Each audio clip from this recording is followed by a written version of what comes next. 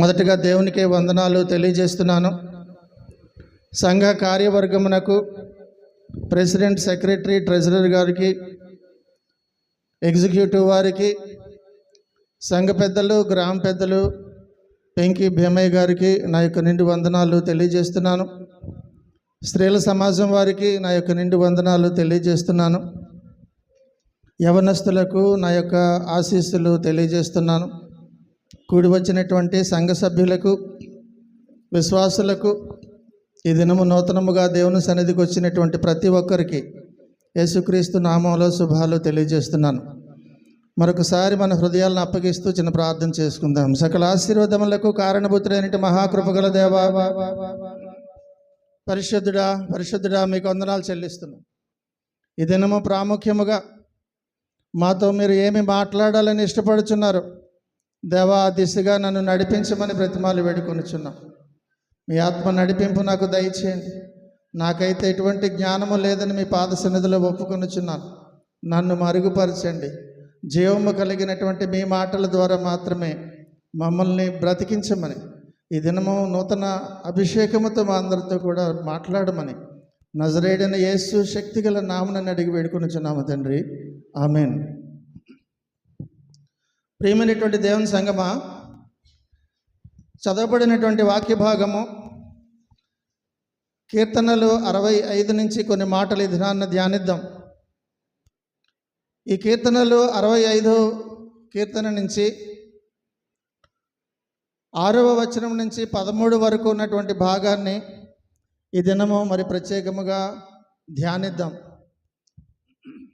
దేవుని యొక్క కృపారాజ్యములో ఏమేమి ఉంటాయి? దేవుని యొక్క కృపారాజ్యములో మన కొరకు దేవుడు ఏమేమి సమకూరుస్తారో ఈ కీర్తనలో ప్రాముఖ్యముగా మనము చూస్తాం. దేవుని యొక్క కృపారాజ్యములో ప్రార్థన వినడం, పాపములు క్షమించుట, ప్రజల యొక్క ఆత్మలను రక్షించుట, తన ప్రజలను కాపాడుతూ వారి వారి అవసరతలన్నిటినీ కూడా తీర్చుట, ఇవన్నీ కూడా ఈ కీర్తనలో ఉన్నటువంటి మొదటి భాగము 1 నుంచి 5 వరకు ఉన్నటువంటి భాగంలో చూస్తాం. 6 నుంచి 13 వరకు ఉన్నటువంటి భాగంలో దేవుడు తన వారి కొరకు చేస్తున్న సంరక్షణని చూస్తాం. పర్వతములను స్థాపించి వాటిని స్థిరపరచడం చూస్తాం. 2వ భాగంలో సముద్రమును అణచివేయుట, అదుపు చేయుట కూడా చూస్తాం. రాత్రి పగలు అలాగ ప్రతి విషయంలో కూడా నా అవసరతలన్నిటిని కూడా తీర్చడం అనే విషయాన్ని కీర్తనలు 2వ భాగమైనటువంటి 65 6 నుంచి 13 భాగంలో ప్రత్యేకంగా చూస్తాం. భూమిని ఫలభరితముగా చేయడం, అనేకమైనటువంటి ఆశీర్వాదాలు పొందుకుండడం, ఇవన్నీ కూడా ఈ భాగంలో మనము చూస్తున్నాం. కనుక మనము దేవునికి నిత్యము కూడా రుణపడి ఉండాలి. మేలులు చేస్తున్నటువంటి, నిత్యము పోషిస్తున్నటువంటి దేవునికి రుణపడడం మనము గమనిస్తున్నాం. ఇలా దేవుని యొక్క కృప వలన సమస్తము కూడా మనము పొందుకుంటున్నామని గమనించాలి. అసలు ఈ ప్రకృతి అంతటికీ కూడా అధిపతి మన దేవుడు, ప్రభు అయినటువంటి యేసుక్రీస్తు.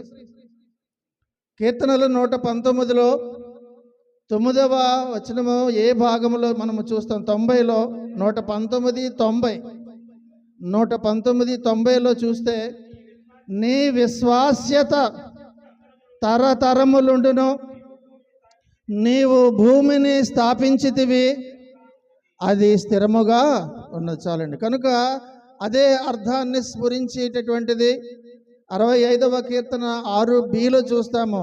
బలమునే నడికట్టుగా కట్టుకొనిన వాడై తన శక్తి చేత పర్వతములను స్థిరపరచువాడు ఆయనే అని మాట చూస్తున్నాం. కనుక by his own strength he setteth fast the mountains. పర్వతములను స్థిరపరిచేవాడు. ఒక వస్తువుని స్థిరపరిచినట్టుగా, సరిగ్గా అమర్చినట్టుగా పర్వతాలనే స్థిరపరచగల బలవంతుడు మన ప్రభు అయినటువంటి యేసుక్రీస్తు అని నువ్వు అర్థం చేసుకొని ఆ కోణంలో ఈ మాటలన్నింటినీ కూడా ఈ దినాన్న వినాలి, ధ్యానించాలి. ఆదిలోనే పర్వతములను పటిష్టముగా ఉంచారు. భూకంపములు వచ్చినా సరే వాటిని స్థిరంగా ఉంచారు. అయినా ఆయన ఆ భీకరుడైనటువంటి మహాబలశాలైనటువంటి ఆ శక్తి కలిగినటువంటి ప్రభు అయినటువంటి యేసుక్రీస్తు ఒకవేళ ఆ పర్వతములపై కాలు పెడితే ఏమవుతుందో అన్నది హబక్కూకు గ్రంథంలో 3:6లో మనం చూస్తాం. హబక్కూకు 3:6లో చూసినట్లయితే ఆయన నిలువబడగా భూమి కంపించును, ఆయన చూడగా జనులందరూ ఇటు అటు తొలగుదురు, ఆది కాల పర్వతములు బద్దలైపోవును, పురాతన గిరులు అణుగును, పూర్వకాలము మొదలుకొని ఆయన ఇలాగూ జరిగించేవాడు. కనుక ప్రియమైనటువంటి దేవుని సంగమా, ఎంత స్థిరముగా స్థాపించినటువంటి పర్వతాలు ఒకవేళ భీకరుడైనటువంటి యేసుక్రీస్తు ఒకవేళ కాలు పెడితే, నిలువబడితే ఆ పర్వతములు కంపిస్తాయని దేవుని యొక్క వాక్యమే సెలవిస్తుంది. కనుక ఆది కాల పర్వతములు బద్దలైపోవడం, కంపించడమే కాదు బద్దలైపోతాయన్న మాట తెలియజేస్తున్నారు. కనుక దేవుని యొక్క మహాశక్తి ఎంత గొప్పదో ఈ దినాన్న కీర్తనలో ఒక చిన్న మాటలో మనకు అర్థమవుతుంది. నీతో నాతో ఆయన చేసినటువంటి నిబంధన ఏమిటి తెలుసా?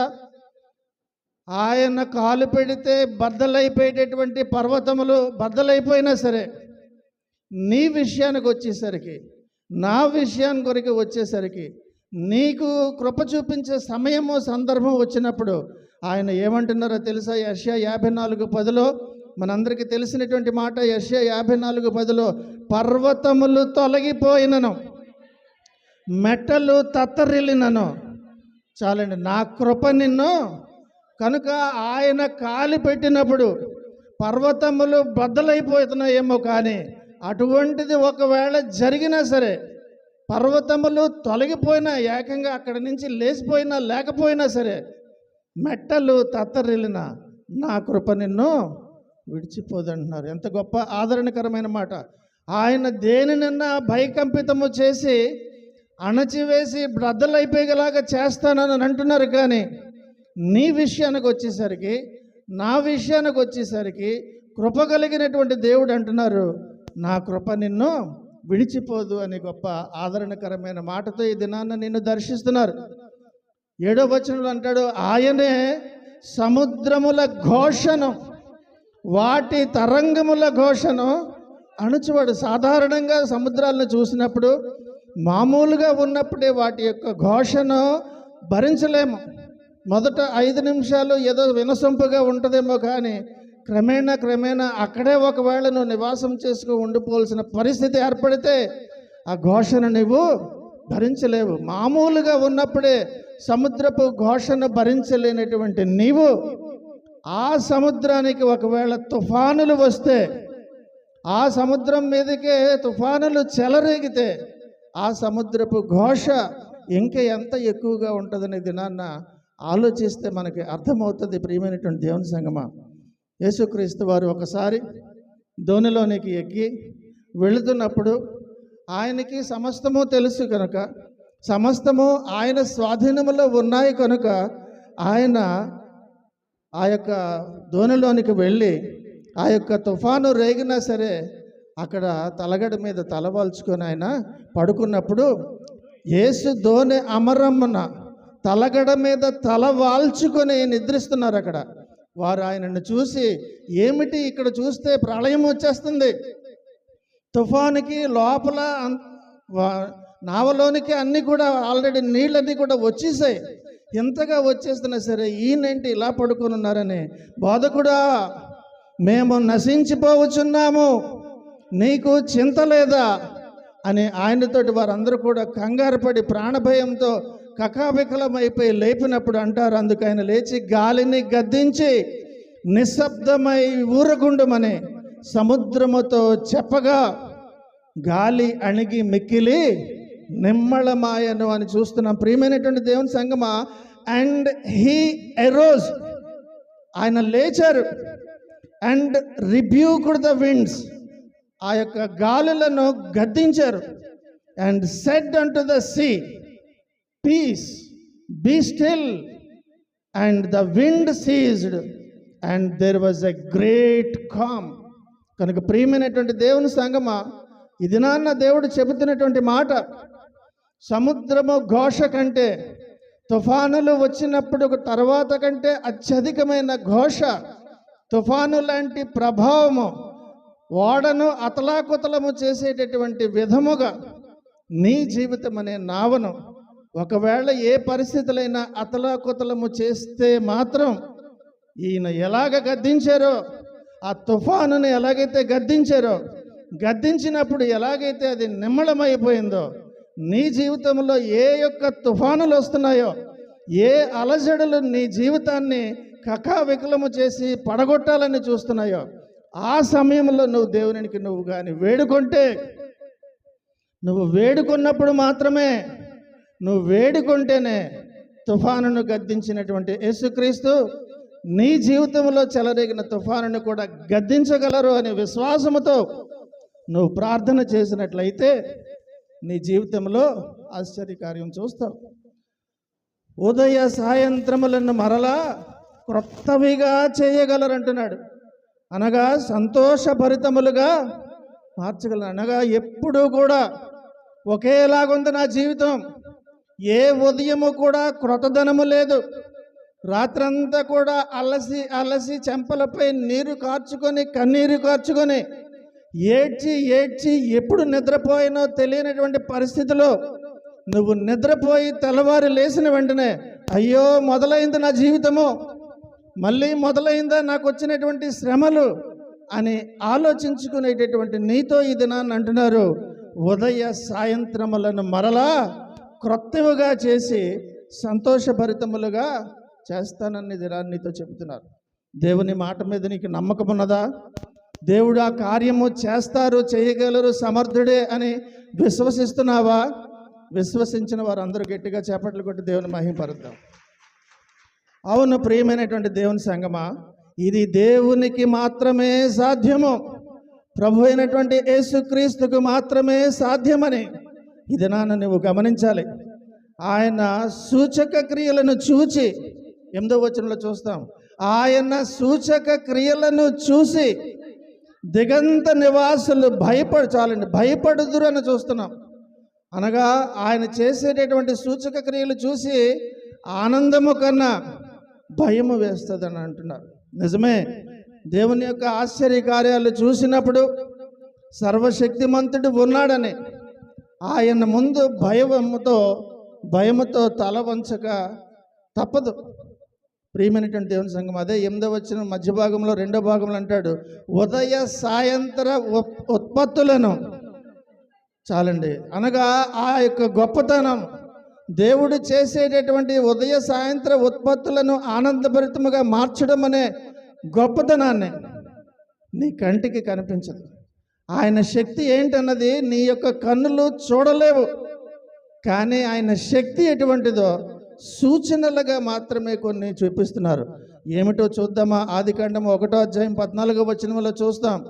ఆదికాండం 1:14లో దేవుడు పగటిని రాత్రిని వేరుపరచినట్లు ఆకాశ విశాలమందు జ్యోతులు కలుగుగాకనియు అవి సూచనలను, కాలములను, దిన సంవత్సరములను సూచించుటకే చాలండి.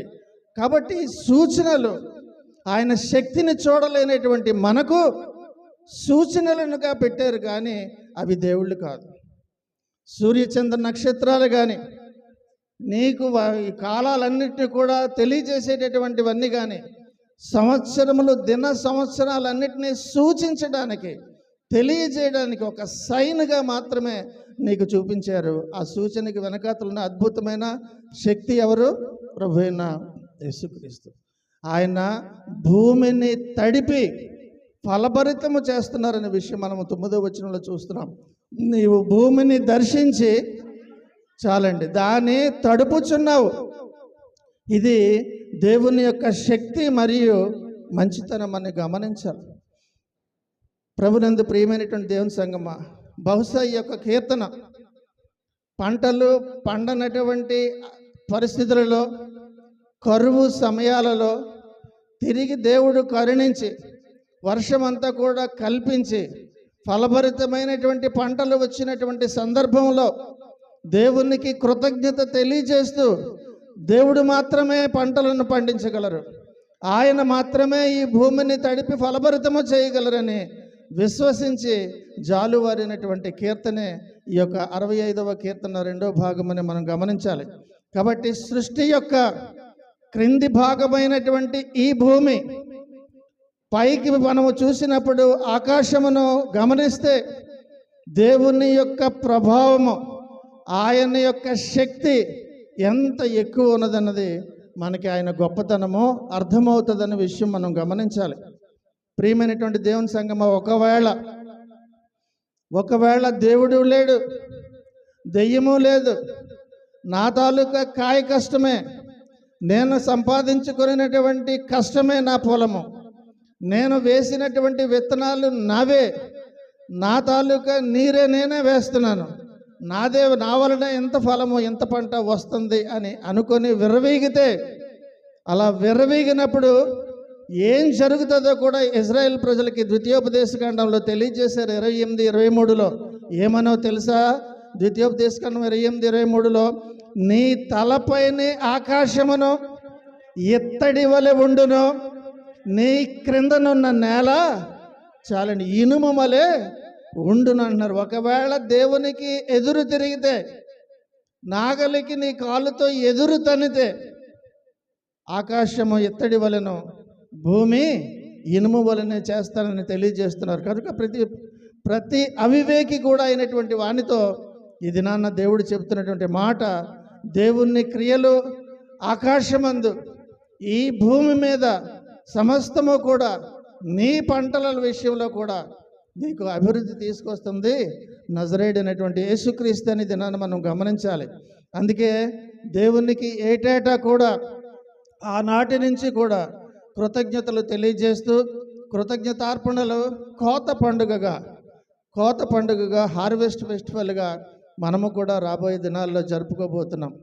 కనుక ప్రియమైనటువంటి దేవుని సంగమ, దేవుని యొక్క ఆశ్చర్య కార్యములు తెలియజేసేదే, ఆయన ఆశ్చర్య కార్యములకు నువ్వు తల వంచి చెప్పేదే కృతజ్ఞత. ఆ పండుగనే కృతజ్ఞతార్పణల పండుగ అని అంటాం. ఈ దినము నీ పంటలు బాగా పండుతున్నాయనంటే, నువ్వు ఆర్థికంగా నిలదొక్కున్నావనంటే నువ్వు తెలుసుకోవలసినది ఏమిటో తెలుసా?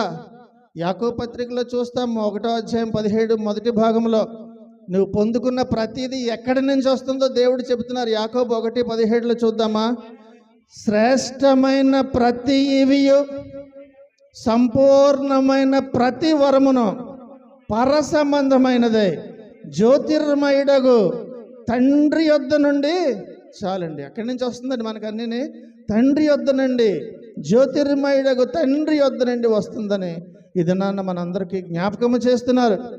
Every good and perfect gift is from above, coming down from the father of the heavenly lights, who does not change like shifting shadows అంటున్నాడు. నీడలలాగా తల్లి వెళ్ళిపోయేటటువంటి దేవుడు కాదు. నీవు నేను పొందుకున్నటువంటి సమస్త ఈవియు అనగా గిఫ్ట్స్ అన్నీ కూడా, ప్రతి బహుమానం కూడా పరసంబంధమైనదే, జ్యోతిర్మయుడగు తండ్రి యొద్ద నుంచే మనకు వస్తుందనే విషయం మనము గమనించి ఆయనకి ఎంతగా నువ్వు కృతజ్ఞత కలిగి ఉంటున్నావో ఒకసారి ఆలోచిస్తున్న మాటలు వినాలని ప్రేమపూర్వకంగా కోరుతున్నాను. నీ కన్నులు కొండలపైకి చూడడము కాదు, నీ కన్నులు కొండల పైకి కనిపిస్తున్నటువంటి ఆకాశముల వైపు చూడడము కాదు, నీ కన్నులు కొండలకు పైగా ఆకాశములకు పైగా నువ్వు దేవుని చూడాలి. ఆ దేవునికి నీవు పొందినటువంటి ఆ యొక్క ఫలము యొక్క పంట యొక్క షేఫ్ను, దాని పనను దేవునికి అల్లాడించడం అంటే కొండవైపు చూపిస్తూ కాదు, కొండవైపు పైన కనిపిస్తున్నటువంటి ఆకాశానికి చూపిస్తూ కాదు, మహాకాశములు పట్టజాలైనటువంటి ఆయనకు, ఆకాశముకు పైగా ఉన్నటువంటి ఆయనకు నువ్వు కృతజ్ఞత చెల్లించాలని దినాన్న దేవుడు మనకు జ్ఞాపకం చేస్తున్నారు. అందుకు నువ్వు కృతజ్ఞతలు చెల్లించాల్సినటువంటి సమయము, మనకి కృతజ్ఞత అర్పణల పండుగ నాడు దేవుడు నిన్ను నన్ను చూడబోతున్నారు. కనుక ప్రియమైనటువంటి దేవుని సంగమా, ఎప్పుడైతే నీవు నీ జీవితంలో చేసినటువంటి మేలులను బట్టి కొండలకు పైగా, ఆకాశములకు పైగా ఆ దేవునికి ఎప్పుడైతే నువ్వు స్తుతులు పంపిస్తావో, నీ స్తుతులే వెళ్ళి తిరిగి నీకు దీవెనలను తీసుకొస్తాయి. ప్రియమైనటువంటి దేవుని సంగమా, ఇవి భూఫలములో మొదటి ఫలాన్ని. అందుకనే దేవునికి అల్లాడించడం అంటే, దేవా ఇదిగో, అల్లాడించడం అంటే ఇలాగనడం, దేవా ఇదిగో నీవు నా పంటను ఈ సంవత్సరం ఆశీర్వదించావు, ఇదిగో మొట్టమొదటిది పన నీకే నేను అర్పిస్తున్నాను.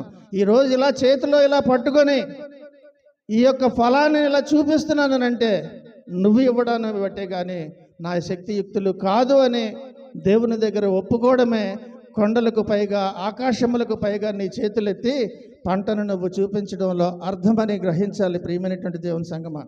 కాబట్టి దేవుని యొక్క సకల ఆశీర్వాదాలు, ఆధ్యాత్మికమైనటువంటి ఆశీర్వాదాలతో సహా వర్షములాగా నీతి నీపై దేవుడు ఇది నాన్న కురిపిస్తున్నారని అంటే ఆయన యొక్క గొప్పతనాన్ని మనము గ్రహించాలని దేవుడు తెలియజేస్తున్నారు. దేవుడు తాను సృష్టించినటువంటి భూమిని దర్శిస్తారాయన.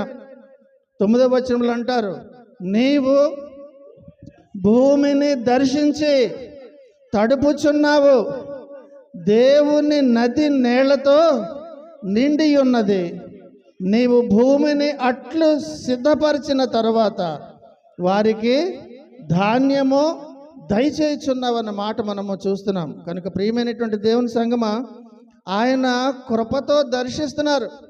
ఈ భూమిని దర్శించవలసినటువంటి అవసరము ఆయనకి ఏముంది? నీ గురించి, నా గురించి, నీ పంటను అంతా కూడా ఆశీర్వదించడానికి ఆయన భూమిని దర్శిస్తున్నారని ఈ దినాన్న మనము జ్ఞాపకం చేసుకోవాలి.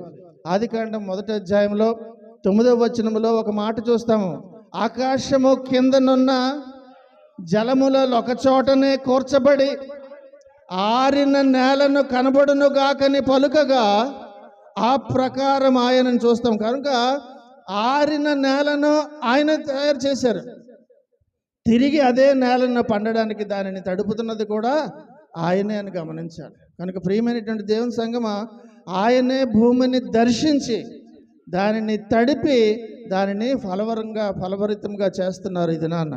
కాబట్టి తడిపి అని ఫలించేలాగా చేస్తున్నారు. అందుకు మనం చేయవలసింది కృతజ్ఞత చెల్లించాలి. నువ్వు ఎన్ని రీసెర్చ్లన్నా చేయొచ్చు, ఒక్క ధాన్యపు గింజని నీ అంతటా నీవు దాన్ని సృష్టించలేవు. అది మనము గమనించాలి దేవుని యొక్క శక్తిని బట్టి. ఆదిలో వర్షము అసలు కురిపించక ముందే, నరులనే తయారు చేయకముందే ఆయన భూమిని ఏ విధంగా సేద్యపరిచి ఎలాగ వాటిని మొలకెత్తించారు అన్నది ఆదికాండం 2వ అధ్యాయంలో 5, 6 చూద్దాం. అది వరకు పొలమందలి ఏ పొదయు భూమి మీద నుండలేదు, పొలమందలి ఏ చెట్టును మొలవలేదు. ఏలయనగా దేవుడైన యెహోవా భూమి మీద వాన కురిపింపలేదు, నేలను సేద్యపరచుటకు నరుడు లేడు. అయితే ఆవిరి భూమి నుండి లేచి నేల అంతటిని, చాలండి, మిస్ట్ ఆవిరి భూమి నుండి లేవదేసి నేల అంతటిని కూడా తడిపి వాటన్నిటిని కూడా సేద్యానికి అనగా మొలకెత్తేలాగా చేశారనంటే ఆయన ఎవరి గురించి చేశారు? ఆ పంటను ఆయన తినడానిక కాదు కదా. కనుక ప్రియమైనటువంటి దేవుని సంగమా, ఈ దినాన్న బీడు బారిపోయినటువంటి ఎటువంటి వర్షము కూడా ఉన్నా సరే, వర్షము కూడా ఎప్పుడూ కూడా కురవకుండా ఉన్నటువంటి కరువు లాంటి పరిస్థితి ఉన్నటువంటి నీ హృదయం గురించి ఈ దినాన్న మాట్లాడుతున్నారు. నీ హృదయాన్ని కూడా ఆయన ఎండిన భూమిలాగా అయిపోయినటువంటి నీ హృదయాన్ని కూడా ఆయన భూమి నుంచి ఆవిరి లేవదీసి ఎలాగైతే పంటలు పండించగలరో నీ జీవితాన్ని కూడా నవ్వులతో పండించగలరనే దినాన్న దేవుడు మనకి జ్ఞాపకం చేస్తున్నారు. కనుక ప్రియమైనటువంటి దేవుని సంగమా, నువ్వు దేవునిపై విశ్వాసం ఉంచు, నరులపై నువ్వు ఆధారపడకు. నరులను నువ్వు విశ్వసిస్తే నీకు ఏమీ కూడా రాదు.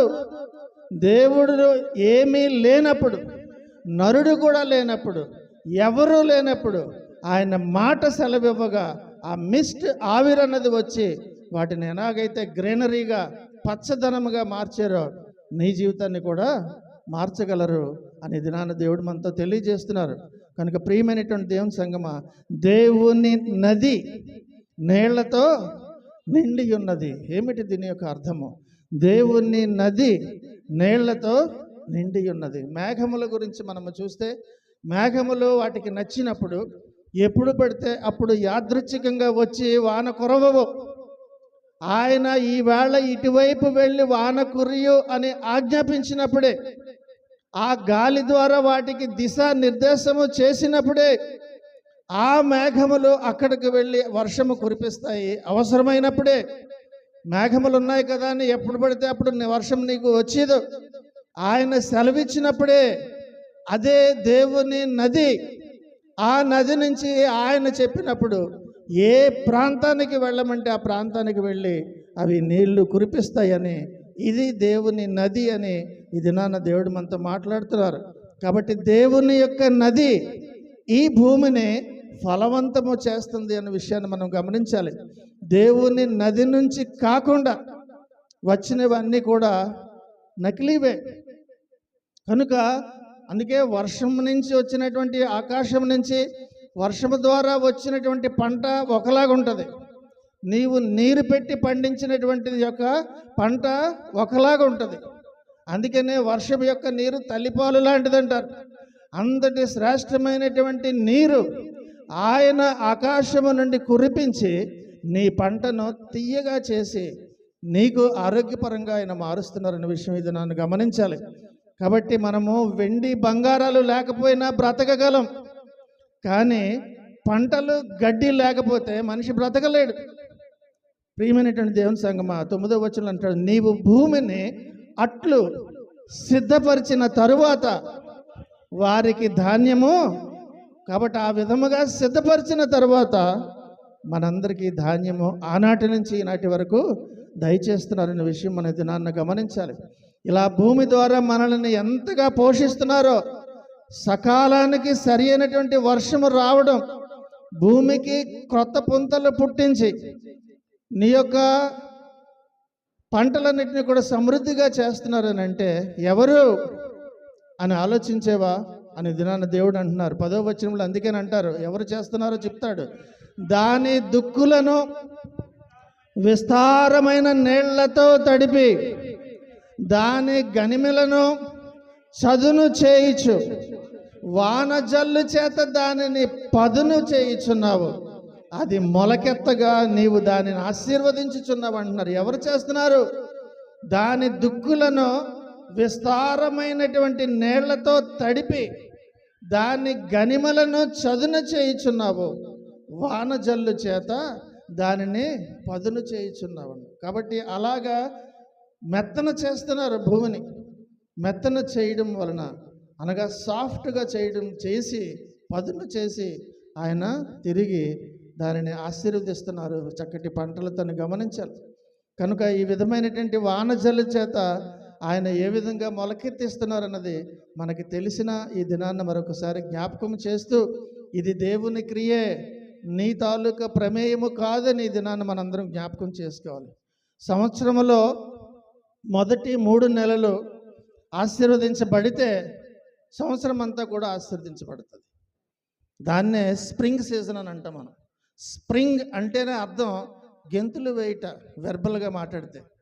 స్ప్రింగ్ అన్నది సీజన్గా మనం మాట్లాడుతున్నామనంటే ఆ సీజన్లో భూమి తడిసి మొలకెత్తి చిందులు వేసినట్టుగా, లేడి చిందులు వేసినట్టుగా ప్రకృతి పొలకిస్తుంది. కాబట్టి గెంతులు వేసినట్టుగా ఉంటుంది. కాబట్టి స్ప్రింగ్ సీజన్ అని అన్నారు.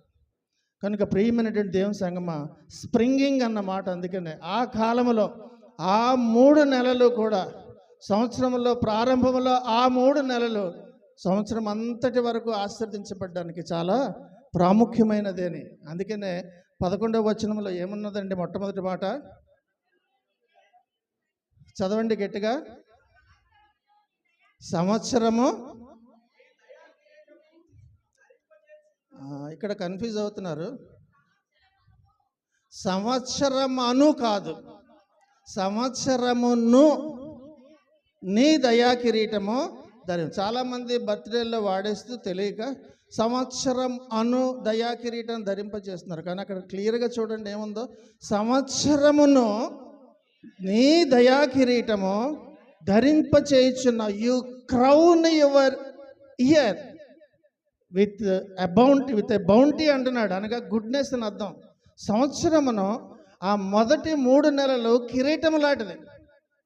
మీద నుంచి చూసినటువంటి ఆయనకు ఈ భూమి చుట్టూ కనిపించినటువంటిది మొట్టమొదటిది కిరీటములా కనిపిస్తుంది. అందుకనే క్రౌన్తో, కిరీటముతో పోలుస్తున్నాడు. కనుక ఆయన ఆకాశం నుంచి తేరి చూసి మొదటి 3 నెలల్లో పండినటువంటి ఆ యొక్క మొట్టమొదటిది స్ప్రింగ్ సీజన్లో స్టార్టింగ్ వచ్చినటువంటిది కిరీటంలాగా ఉంటుంది. రౌండ్ బాల్కి చుట్టూ కావాలంటే 4 మొక్కలు గడ్డి మొక్క అంటించి చూడండి, కిరీటంలా కనిపిస్తుంది.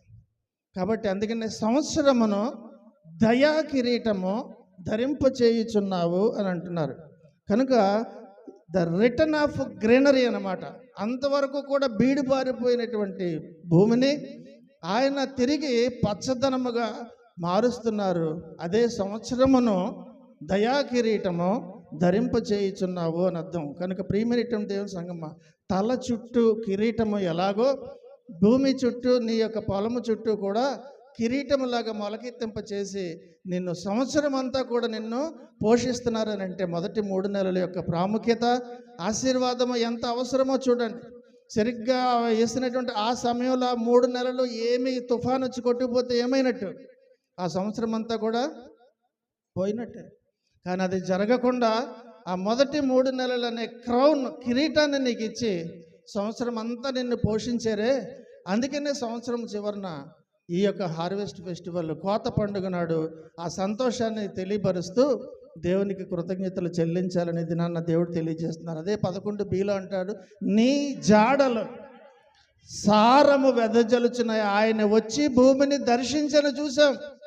ఆయన ఎక్కడ కాళ్ళు పెట్టి వెళ్ళిపోతారో ఆ ప్రాంతం అంతా కూడా సారము వెదజల్లుతుంది. అందుకే నేను దేవునికి నువ్వు కృతజ్ఞత తెలియజేసినప్పుడు నీ భూమిని కానీ, నీ పొలమును కానీ, నీ కుటుంబాన్ని కానీ ఆయన దర్శించి ఆయన వెళ్ళిపోయినప్పుడు ఆయన యొక్క జాడలు సారమును వెదజలపని. నీకు కరువు ఉందా, కరువు పోగొడతారు. అనారోగ్యం ఉందా, అనారోగ్యాన్ని తీసివేస్తారు. ఆర్థికమైనటువంటి దుస్థితి ఉందా, దానిని తీసివేస్తారు. కనుక ప్రియమైనటువంటి దేవుని సంగమా, ఈ దినాన్న దేవుడు మనతో మాట్లాడుతున్నారు. అందుకని దినమని అంటున్నారు, దేవుడు ఎవరు అని అంటే ప్రభు అయినటువంటి యేసుక్రీస్తు ఎవరు అని నీకు జ్ఞాపకం చేస్తున్నారంటే కరుణ వాత్సల్యములు కలిగినటువంటి దేవుడు. యోవేలు గ్రంథము 2వ అధ్యాయంలో 13-14 చూస్తాం. 2:13-14 యోవేలు గ్రంథము. మీ దేవుడైన యెహోవా కరుణ వాత్సల్యములు గలవాడును, శాంతమూర్తియు, అత్యంత కృపగలవాడునయ్యుండి తాను చేయనుద్దేశించిన కీడు చేయక పశ్చాత్తాపడును గనుక మీ వస్త్రములను కాక మీ హృదయములను చింపుకొని ఆయన తట్టు తిరుగుడి. ఒకవేళ ఆయన మనస్సు త్రిప్పుకొని పశ్చాత్తాపడి మీ దేవుడైన యెహోవాకు తగిన నైవేద్యమును పానార్పణముగా మీకు దీవెనగా అనుగ్రహించును. అనుగ్రహింపడని ఎవరు చెప్పగలరు అంటున్నారు. కనుక ప్రియమైనటువంటి దేవుని సంగమా, దేవుడు ఈ ప్రాంతము గుండా, నీ యొక్క ప్రాంతము గుండా, నీ యొక్క కుటుంబము గుండా, నీ యొక్క పొలము గుండా ఎక్కడ ఏ విధంగా అయితే వెళతారో ఆయన వెళుతున్నటువంటి ప్రతి ప్రదేశాన్ని కూడా, విడిచిపెట్టినటువంటి ప్రతి ప్రాంతంలో కూడా దీవెనలను వెదజల్లి దీవెనలను క్రమరించి ఆయన వెళ్తారు అని దినాన్ని మనం గమనించాలి. Wherever God goes he leaves the tokens of his mercy. Behind him and makes his path thus shine after him అంటున్నాడు. కనుక ప్రియమైనటువంటి దేవుని సంగమా, ఈ భూమి మీద ఉన్నటువంటి మానవునికి దేవుడు వర్షము కురిపించడం ద్వారా మనిషికి ధాన్యాన్ని ఇస్తున్నారనే విషయాన్ని మనం మర్చిపోకూడదు. 9వ వచనంలో డీలో చివరి భాగంలో అంటాడు, వారికి ధాన్యము దయచేయువాడు దయచేయుచున్నావు అంటున్నావు. ధాన్యము మనకి దయచేస్తున్నారు. యోబు గ్రంథంలో కూడా 28వ అధ్యాయంలో 5వ వచనములో మొదటి భాగంలో అంటాడు, భూమి నుండి ఆహారము, చాలండి, భూమి నుండి ఆహారము పుట్టును. కనుక ప్రతి ధాన్యపు గింజ కూడా దేవుడు తయారు చేసిందే అని మనము గమనించాలి. దేవుడు తయారు చేసినటువంటి యొక్క ధాన్యపు గింజని ఏదైనా అవ్వచ్చు పంట, దానిలో ఉన్నటువంటి ఆధ్యాత్మిక సత్యం ఒకటి మనం గమనించాలి. ఏమిటో తెలుసా?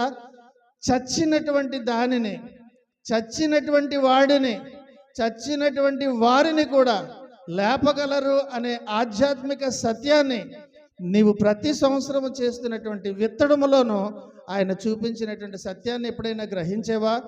చూద్దామా ఒకసారి. యోహాను సువార్త 12వ అధ్యాయము 24లో, యోహాను 12:24లో చూస్తే, గోధుమ గింజ భూమిలో పడి చావకుండిన ఎడల అది ఒంటిగానే యుండును, అది చచ్చిన ఎడల విస్తారముగా ఫలింపచేస్తున్నారు కదా.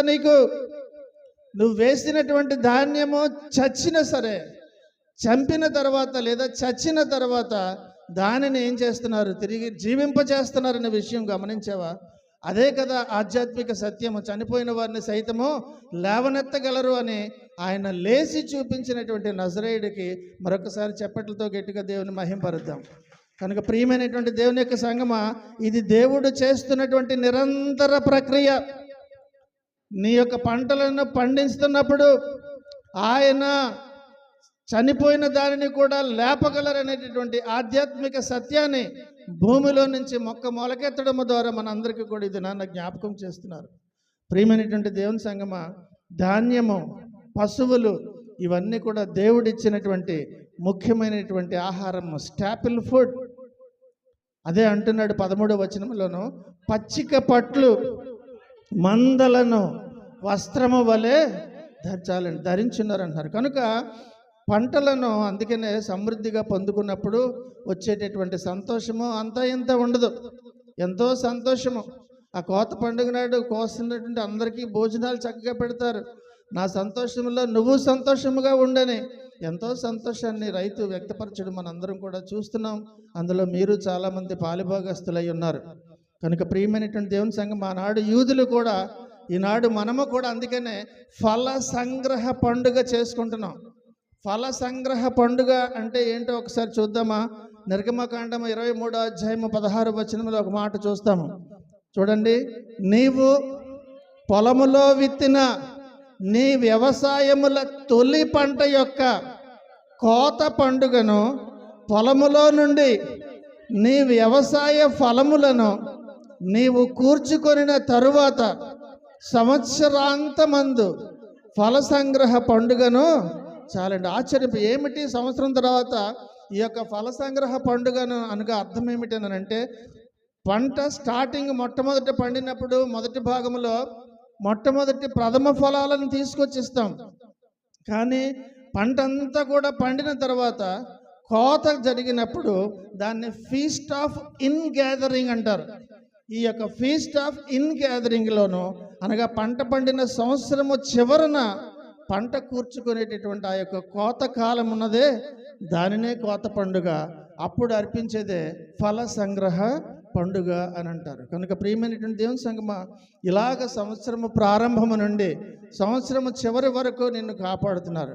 మళ్ళీ సంవత్సర ప్రారంభం నుంచి సంవత్సరము చివరి వరకు ఇలాగ ఇప్పటి వరకు కూడా కాపాడుతున్నటువంటి దేవుడు, ఎంతో గొప్ప దేవుడు మన ప్రభు అయినటువంటి యేసుక్రీస్తు. అట్టి దేవునికి నువ్వు ఎంత కృతజ్ఞత కలిగి ఈ సంఘానికి నువ్వు కానుకలు ఇస్తున్నావు అన్నది ఆలోచించాలి.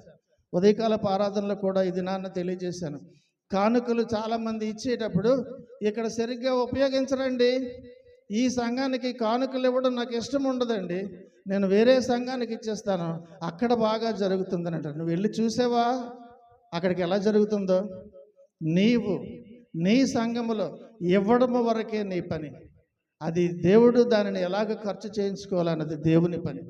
కనుక ప్రియమైనటువంటి దేవుని సంగమా, మనందరము రాబోయేటటువంటి కృతజ్ఞతార్పణల పండుగ కొరకు మనం అందరం కూడా మానసికముగా, ఆధ్యాత్మికంగా, ఆర్థిక పరముగా ముందుగానే సిద్ధపడి ఆ దినాన్ని రావాలి. దేవుని సన్నిధిలో నీ స్థానిక సంఘానికే ఇవ్వాలి, ఎవరికి కూడా ఇవ్వకూడదు. ఒకవేళ ఎంతవరకు అలా ఇచ్చినట్లయితే, ఎంతవరకు ఇచ్చేవాళ్ళు లెక్క కట్టుకొని కూడా తిరిగి దేవునికి ఇచ్చేస్తే నీకే మంచిది. కనుక ప్రియమైనటువంటి దేవుని సంగమా, దేవునికి ఇవ్వవలసింది స్థానిక సంఘానికి, నిన్ను పెంచి పోషించిన, నీ మంచి చెడులు చూస్తున్నటువంటి సంఘానికి నువ్వు ఇవ్వవలసిన బాధ్యత కూడా నీకుందని గమనించాలి. కనుక ఈ దినాన్న దేవుడు మనకి సంవత్సర ప్రారంభం నుంచి చివరి వరకు ఎలా పోషిస్తున్నారో మనకి తెలియజేస్తున్నారు. మరి అట్టి భాగ్యము దేవుడు మన అందరికీ కూడా కలగజేసి నడిపించి బలపరచునుగాక. ఆమేన్. ప్రభునందు ప్రియమైనటువంటి దేవుని సంగమా, విత్తబడిన వాక్యం ఫలించలాగన, వాక్యం నిమిత్తము ఫలించుటగాను మన మధ్యలో ఉన్న జయప్రకాష్ గారు ప్రార్థన చేయవలసిందిగా వారిని ఆహ్వానిస్తున్నాం. జయప్రకాష్ గారు మన మధ్యలో ఉన్నారు, వారు వచ్చి ప్రార్థన చేస్తారు.